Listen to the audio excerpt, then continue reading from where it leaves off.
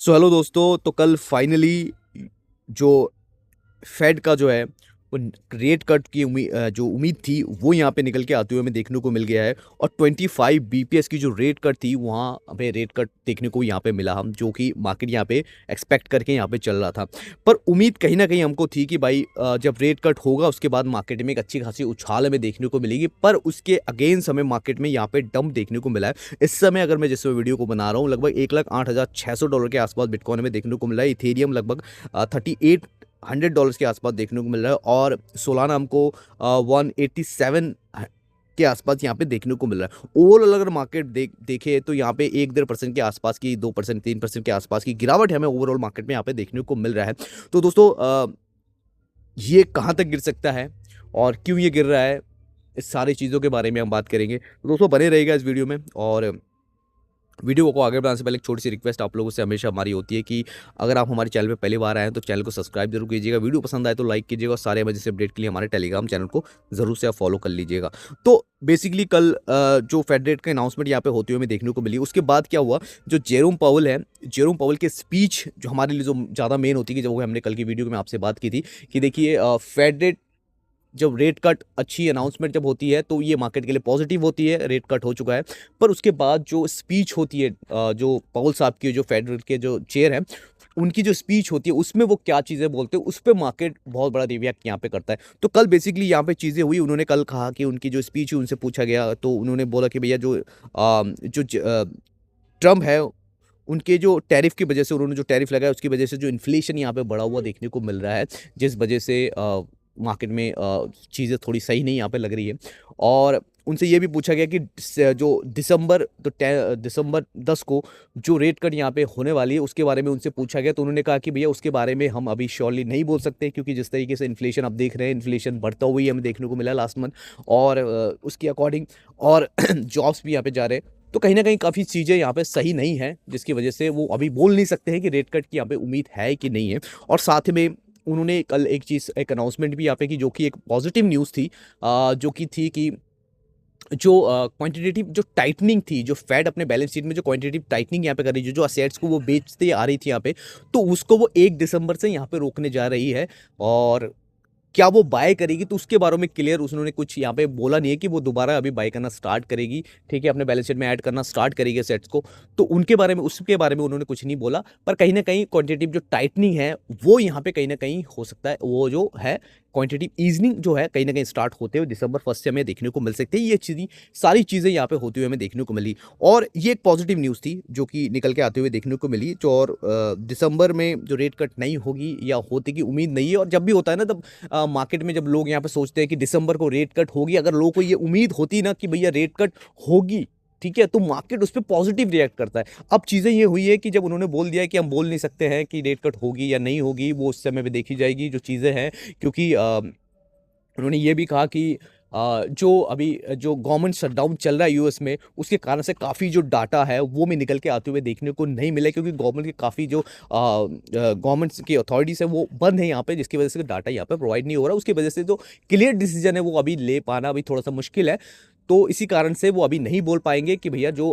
आने वाले जो डाटा से किस तरीके से इकोनॉमिक्स पे असर उसकी होगा, और उसके अकॉर्डिंग वो जब देखेंगे तब उसके बाद डिसाइड करेंगे कि भैया जब कुछ सही है कि रेट कट हो सकता है कि नहीं हो सकता है। और जो जिनपिंग है, सी जिनपिंग और डोनाल्ड ट्रंप के बीच में जो ट्रेड डील के बारे में जो उनकी बात हुई होनी थी कल साउथ कोरिया में, तो उनकी बात कल हुई है। और उनमें कल जो टैरिफ था वो 57% से, जो यूएस मैंने जो चाइना पे जो टैरिफ लगाया था 57% का, उसको उन्होंने लगभग 47% पे यहाँ पे किया है। और फैटेनल टैरिफ है उसको भी रिड्यूस करके उन्होंने 10% किया है। और जो रियर अर्थ मटेरियल्स है, जो मेटल्स हैं, उस पर भी बात हुई है। और आपस में वो सहमति उनकी बनी है कि वो एक दूसरे से जो मेटल्स की जो डिस्ट्रीब्यूशन होती थी, जो भी वो बाय करते थे यूएस चाइना से, वो फिर से वो सही होती हुई देखने को हमको मिली है। और ये भी यहाँ पे अनाउंसमेंट हुई कि ट्रम्प जो है चाइना में विजिट कर सकते हैं अप्रैल में, और जो सी जिनपिंग है वो भी यूएस विजिट करने कर सकते हैं। तो इन सब चीज़ों के बारे में, तो ये सब चीज़ें देख के यहाँ पे लगी कि भाई जो इन दोनों के बीच में जो ट्रेड डील को लेके जो प्रॉब्लम यहाँ पे चल रही है, तो कहीं ना कहीं जो थोड़ा सा भी ईज होता है यहाँ पे देखने को मिल रहा है, थोड़ा बहुत यहाँ पे सॉर्ट आउट यहाँ पे होते हुए देखने को मिला, जो कि मार्केट के लिए अच्छा है। पर इसका भी पॉजिटिव असर हमें देखने को मार्केट में नहीं मिला। ठीक है, यहाँ पे एक चीज़ और देखने को मिली, जो वेल्स हैं जो कि 100% जिसका विन रेट है, उसने लगभग 3 पोजीशन यहाँ पे लॉन्ग पोजीशन यहाँ पे ओपन की, जो $275 मिलियन के हैं, जो बिटकॉइन को 13x के साथ लॉन्ग यहाँ पे किया है। जो कि अगर यहाँ पे मैं दिखाऊं आप लोगों को, तो यहाँ पे जो बिटकॉइन को उन्होंने लॉन्ग किया है 1,10,000 पे, और सोलाना को 198 पे यहाँ पे लॉन्ग किया है, और जो इथेरियम है उसको उन्होंने जो है 3,900 के आसपास यहाँ पे ओपन किया। तो कहीं ना कहीं जो बड़े वेल्स हैं वो कभी ना कभी अभी बहुत ज़्यादा यहाँ पे पॉजिटिव है। ठीक है, और बात करिए अगर बिटकॉइन के चार्ट के बारे में कि अभी क्या हो सकता है, क्या भी इंपॉर्टेंट रेजिस्टेंस हो सकते हैं, और साथ में कुछ डाटा के बारे में भी दोस्तों हम यहाँ पे बात करेंगे, तो बने रहेगा हमारे साथ। तो देखिए, जैसे ही रेट कट का अनाउंसमेंट यहाँ पे हुआ, उसके बाद बिटकॉइन में लगभग बिटकॉइन नियरली एकदम देखा जाए तो कुछ लगभग 12 साढ़े 12 हज़ार डॉलर के आसपास था, और यहाँ से लगभग आज सुबह लगभग 1,08,000 के आसपास यहाँ पे आते हुए देखने को मिला। जैसे कि हमने आप लोगों से बात की थी कि भैया जो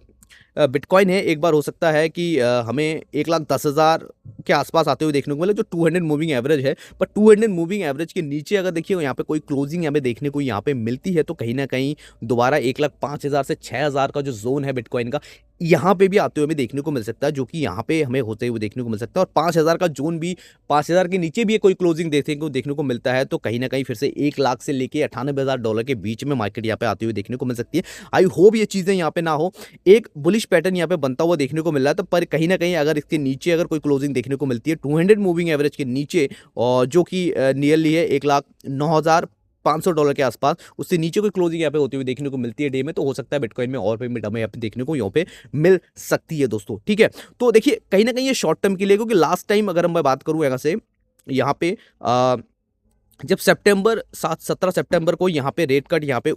जब कट हुई थी, उसके बाद भी जो है यहाँ पे डंप हमें होते हुए देखने को मिले। $1,17,000 के आसपास था बिटकॉइन, और वहाँ से हमको लगभग 1,09,000 के आसपास यहाँ पे आते हुए देखने को मिला। तो लगभग 7-8 हज़ार डॉलर की यहाँ पे गिरावट होते हुए हमें देखने को मिला। इस समय अगर हम देखें तो 12-13 हज़ार के आसपास थे, $12,000 के आसपास थे बिटकॉइन, और वहाँ से फिलहाल हमको $8,000 के आसपास यहाँ पे आते हुए देखने को मिला। तो अभी हमको लगभग $4-5,000 की गिरावट अभी ऑलरेडी यहाँ पे देखने को मिल चुका है। और बस कंडीशन में दोस्तों हमको जो चीज़ें यहाँ पे लगी है कि भैया एक कंडीशन जो है, जो हमारा जो चार्ट अगर हमने आप लोगों को दिखाया था कि ये जो चार्ट हमारा बन रहा था, जिसके अकॉर्डिंग इसका जो नीचे वाला जो हिस्सा है, ये वाला जो एरिया है लगभग 1,98,000 से 1 लाख का जोन, यहाँ पे बिटकॉइन एक बार आते हुए देखने को मिल सकता है। और यहाँ पे अगर आते हुए देखने को मिले तो डेफिनेटली यहाँ पे हमें थोड़ा सा जो है बाय करने की तरफ यहाँ पे विचार करना चाहिए। क्यों बाय करना चाहिए, मैं आप लोगों को यहाँ पे एक कुछ इंपॉर्टेंट यहाँ पे डाटा दिखाता हूँ। देखिए बेसिकली यहाँ पे है कि देखिए कुछ चीज़ें नेगेटिव इसीलिए भी है क्योंकि जो ETFs है वो कहीं ना कहीं एक बार जो सेलिंग आज हमें देखने को मिली है, लगभग $470 मिलियन की यहाँ पे सेलिंग हमें देखने को यहाँ पे मिली है। और सोलाना में, अगर सोलाना की ETF के बारे में अगर बात करें तो सोलाना में आज लगभग हमको लगभग $46 मिलियन के आसपास की बाइंग यहाँ पे हुई। ओवरऑल यहाँ पे $170 मिलियन के आसपास की जो विडवाइज की जो ETFs है, जो स्टेकिंग ETF है, उसमें यहाँ पे हमें 116 मिलियन की जो इन्फ्लो यहाँ पे फिलहाल देखने को मिल गया है। अब एक चीज़ मैं आप लोगों को यहाँ पे दिखाना चाहता हूँ कि जो बिटकॉइन का जो एक्सचेंज बैलेंस है वो यहाँ पे क्या दिखा रहा है। तो यहाँ पे एक चीज़ यहाँ पे देखने वाली है, तो कि बिटकॉइन का जो एक्सचेंज बैलेंस है, आप यहाँ पे देख सकते हैं कि किस तरीके से यहाँ पे जो है नीचे इस तरीके से आते हुए हमें देखने को यहाँ पे मिल रहा है। और आप यहाँ पे एक चीज़ देखें, अगर मैं आप लोगों को यहाँ पे जूम करके थोड़ा सा यहाँ पे दिखाऊं तो आपको थोड़ा सा यहाँ पे क्लियर होगा चीज़ें। देखिए जबकि मार्केट यहाँ पे गिरता हुआ देखने को मिल रहा है, पर एक्सचेंज बैलेंस जो है, यहाँ पे एक्सचेंज बैलेंस आप देख सकते हैं एकदम लोअर लो है, मतलब ऑल टाइम लो पे यहाँ पे देखने को जो बिटकॉइन जो है एक्सचेंजेस से यहाँ पे कम होते हुए जा रहे हैं। लोग अपने कोल्ड वॉलेट में, अपने हार्डवेयर वॉलेट्स में यहाँ पे इसको मूव कर रहे हैं। उनको ये भरोसा है कि कहीं ना कहीं अबे लॉन्ग टर्म में जो है आने वाले टाइम में बिटकॉइन का प्राइस जो है ऊपर की तरफ जाते हुए देखने को मिलता है। और जब भी यहाँ पे हमें लोअर लो जो एक्सचेंजेस बैलेंस हमें नीचे जाते हुए देखने को मिलता है, उससे कुछ समय बाद हमें बिटकॉइन में एक अच्छा खासा मोमेंटम भी यहाँ पे देखने को यहाँ पे मिला है। अगर आप इस चीज़ को यहाँ पे देखते हैं तो डेफिनेटली आप इस चीज़ को जानते हैं, ठीक है। और इसी तरीके से मैं अगर आप लोगों को यहाँ पे दिखाऊँ इथेरियम के बारे में, तो इथेरियम के बारे में भी आप यहाँ पे देख सकते हैं। तो इथेरियम के भी जो एक्सचेंज बैलेंस है वो भी कहीं ना कहीं ऑल टाइम लो के आसपास यहाँ पे देखने को मिल रहा है, ठीक है। तो यहाँ दोनों ही ये जो एक्सचेंजेस से जो है विड्रॉल यहाँ पे किए जा रहे हैं, उनके जो असेट्स हैं यहाँ पे किए जा रहे हैं, तो कहीं ना कहीं ये जो एक पॉजिटिव साइन है शॉर्ट टर्म के लिए, डेफिनेटली हमको जो वेल्स है यहाँ पे डराते हुए देखने को मिल रही है, पर कहीं ना कहीं लॉन्ग टर्म के लिए यहाँ पे मार्केट अभी पॉजिटिव यहाँ पे है। और एक चीज़ और है जो कि जो सीएमए का जो गैप था जो यहाँ पे बना हुआ था, वो फिलहाल यहाँ पे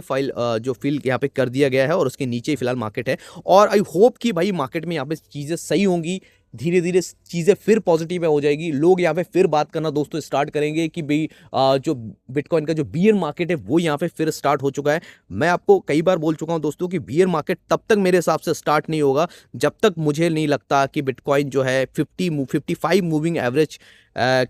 जो वीकली मूविंग एवरेज है उसके नीचे कोई अगर यहाँ पे जब तक क्लोजिंग यहाँ पे नहीं देता तब तक मेरे हिसाब से कोई भी बिटकॉइन जो है, ये जो आप देख पा रहे हैं यहाँ पे, ये वाली जो लाइन आप देख पा रहे हैं यहाँ पे, इसके नीचे कोई अगर वीकली कैंडल यहाँ पे क्लोजिंग नहीं होती है तब तक मेरे हिसाब से मैं यहाँ पे बेरिश फिर से यहाँ पे नहीं होने वाला हूँ। मेरे हिसाब से अगर यहाँ पे एक अच्छा खासा सपोर्टिव एरिया है और 55 मूविंग एवरेज जो है यहाँ पे एक अच्छा खासा सपोर्ट बन के आ रहा है और इसके आसपास अगर आता है तो मेरे हिसाब से बहुत अच्छी बाइंग अपॉर्चुनिटी है। 1,05,000 के आसपास हम लॉन्ग ओपन करेंगे और दोबारा उसको हम यहाँ पे ऐड करेंगे। तो इसी चीज़ों की तरफ आप ध्यान दीजिएगा। मेरे हिसाब से ये शॉर्ट टर्म के लिए है, कुछ दिनों के अंदर अंदर मार्केट फिर से सही होती है हमें देखने को मिलेगी। नवंबर मेरे हिसाब से 1 हफ्ता हो सकता है मार्केट हमें इस तरीके से साइडवेज या डाउन साइड मोमेंटम हमें देखने को मिले। उसके बाद जो हो सकता है नवंबर के सेकेंड वीक से हम हो सकता है 6, 7, 8 तारीख के आसपास से बिटकॉइन फिर से यहाँ पे अच्छा खासा मोमेंटम हमें देखने को यहाँ पे मिल सकता है। होप ये सारी चीज़ें सही होती हुई देखने को मिलेंगी और मेरे हिसाब से अभी का जो समय है बिटकॉइन को होल्ड करके रखना है और जो अच्छे कॉइन्स है उसको अभी बाय करने के लिए आपको देखना है इथेरियम, सोलाना, लिंक और सोल और बिटकॉइन। डेफिनेटली बिटकॉइन की तरफ जरूर आप फोकस कर सकते हैं। अगर आप डीसीए करते हैं और थोड़े लॉन्ग टाइम की तरफ बाय करते हैं तो डेफिनेटली इसकी तरफ आप फोकस यहाँ पे कर सकते हैं। बस यही चीज़ें हैं दोस्तों, घबराइएगा नहीं, ये चीज़ें शॉर्ट टर्म के लिए है। चीज़ें सारी यहाँ पे सही होती हुई देखने को लिए, हम यहाँ पे बेरिश नहीं है। लॉन्ग टर्म के लिए आप थोड़ा सा सोचिए, 2-4 महीने की बात है, ये वाला जो क्वार्टर है बुलिश हमें डेफिनेटली यहाँ पे होते हुए देखने को मिलेगा, ठीक है। तो मिलते हैं फिर दूसरे वीडियो में, तब तक के लिए बाय।